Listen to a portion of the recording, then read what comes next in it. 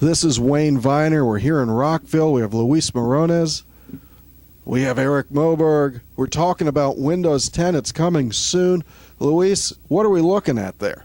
We're looking at the fairly new desktop of Windows 10, and we would like to look at some of the new features and integrate it into it. Now, mind you, this is still a preview. It's not the final version yet, but we'll be getting there soon. But we wanted to take a look at what they got so far. So show me some of the things that are different from a Windows 8 or a Windows 7 perspective. Why don't you take us for a test drive? Sure. Well, Windows 10 decided to bring back the fancy start button.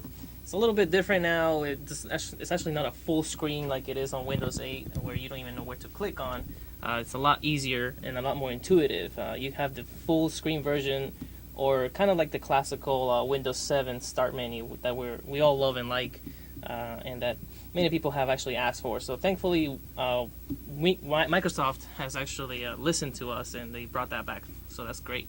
So why don't you show me that Windows 7 look with the start button. So Luis, you're mentioning that it has a lot of the features that people love from 7 as opposed to 8. Go ahead and take the mouse and point to the start button. We'll zoom in on that. Yeah, so the start button is right here, as we all know, on the bottom left. And when you click on it, you'll get this redesigned Windows 10 start button. And this is familiar to us on Windows 7, which is great. And you can also look at all of your programs with a lot more intuitive way, more easy way to look at them. And you can also search for them here if you need to.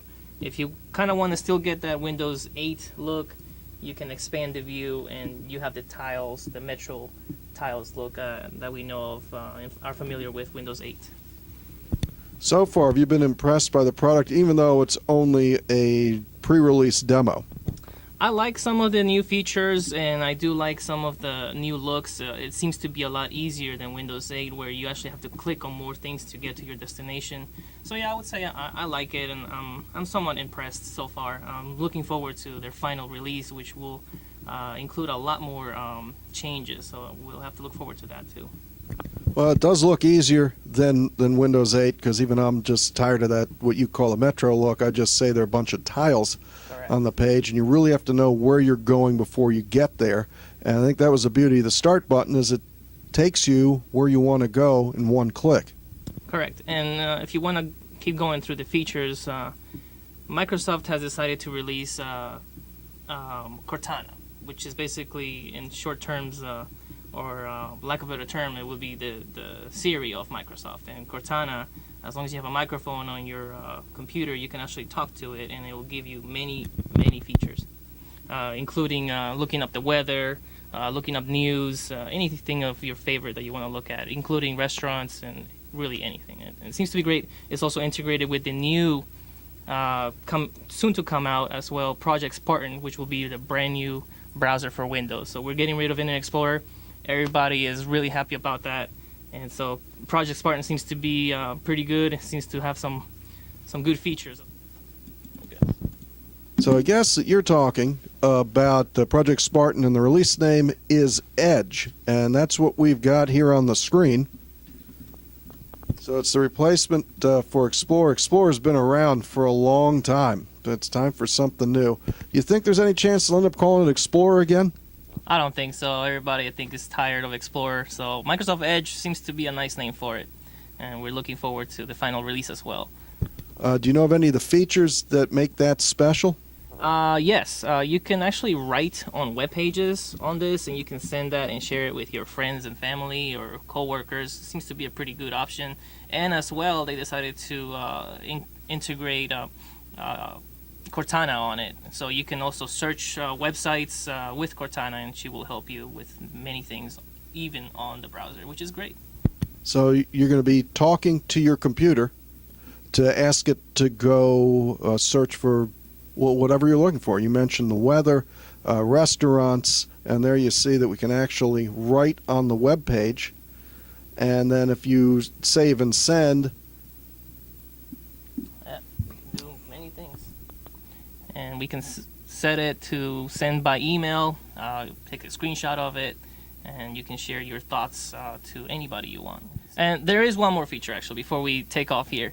They decided to make a new virtual type of desktop. So instead of getting a virtual machine, you can actually have multiple desktops on your desktop. Seems to be a new feature. Some people like it. I think it's pretty cool.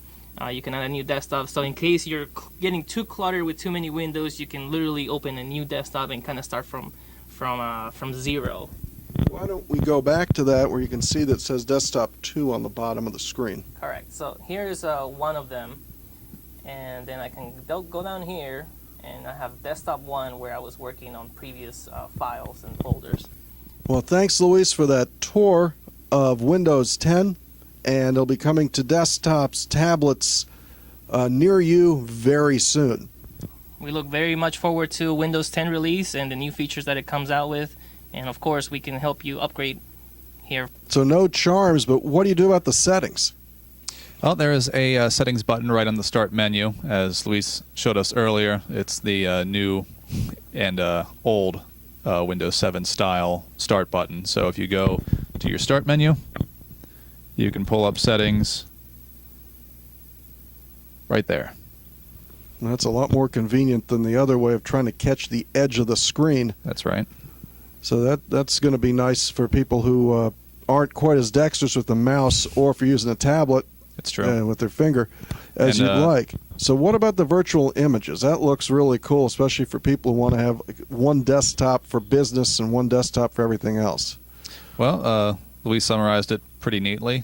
If you are loading up one desktop and you need to start over, you can very quickly head down to the bottom of the screen, pull that up right there, and you can add an entirely new desktop and start over from scratch. So you, if you need to keep all those windows open in your previous desktop, but you also want to start some new projects, as you mentioned, you could have a desktop dedicated to business purposes and another one for your personal email, Facebook, and the like. Interesting stuff. Can't wait for Windows 10 to get here. I'm sure once it shows up, everybody's going to want it. I know I'll be upgrading. So Windows apps, another thing that's on your list to discuss today. Yes, for those of us who do actually enjoy the Metro apps in Windows 8, Windows 10 has allowed you to open them as actual windows rather than an entire screen where you don't really know how to exit out. A lot of people are having trouble with that. So here's your Money app, and just like any other application, you can just X out of it to close, and you're back at the desktop. That's a better feature. These all seem to be better features than what we had with Windows 8. I mean, Windows 8 had a lot of great features. It just seems like Windows 10 is refining many of them and listening to the users, bringing back the start menu, enabling virtual desktops, and giving us a brand new browser. So Windows 10 looks to be the product that the market's looking for. Talked to a lot of customers, though they upgraded to 8 and to 8.1. Still miss some of the functionality of 7. We have other customers who got stuck on Windows 7 because the functionality, the user interface fit their business model better. So I think this is the opportunity for everybody to move to a single platform and have a single set of training. Everybody's going to be on the same page with Windows 10. If you're on Windows 7 or 8, you're going to have the opportunity to upgrade to Windows 10. I'm sure your hardware specs will have to come into a review phase to make sure that Windows 10 is right for your machine. But I believe Microsoft's really looked into this, and most machines will be able to be upgraded from 7 or 8 within 1 year for free to Windows 10. So all of us at Viener Consulting, and I know our partners, the Great Plains Software, NCR's Counterpoint, all looking forward to new releases, new functionality, and a better user experience with Windows 10.